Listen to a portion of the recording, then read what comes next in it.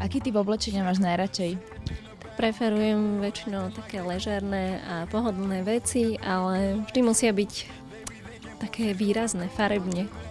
Ja som si istá, že v obchode Sharon nájdeme určite nejaký odev podľa tvojich požiadaviek.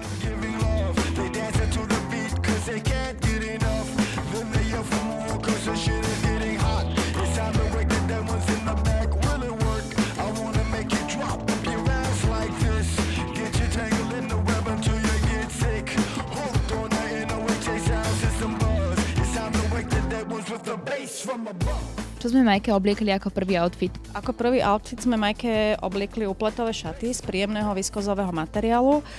Keďže nám prichádza jar, tak sme použili materiál v sitých farbách, a ktoré sú rafinované, doplnené čiernym materiálom, ktorý opticky zužuje. Ako sa cítiš, Maji? Výborne. Sú pohodlné šatky? Šaty sú úžasné. A najmä tie vrecká mi tu vyhovujú.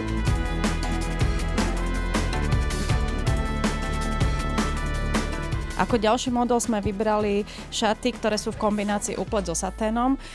Tu je veľmi zaujímavý prvok, je tu použitá fotografia, ktorú sme vlastnoručne urobili v New Yorku, a tento model je doplnený o elegantné sako zo saténu. Check 'em, sitting in the back, looking bored, acting like they cool. They be not moving and they looking like fools. They be thinking pussy's gonna come up to them, but they be wrong 'cause pussy smelling money in the wind. Time to wake up. Čo ste zvolili ako tretí model? Zvolili sme saténové nohavice 7-osminového strihu, ktoré sme doplnili hodvábnou blúzkou, ktorá má zaujímavé vyfarbenie, rúžovo-sivé, a ako vrchný outfit sme vystriedali 3 druhy. Bol tam sivý dlhý svetrík, sivý kratší svetrík a rúžové prepasované sako, ktoré Majku veľmi osviežilo. The bass from above, the bass from above.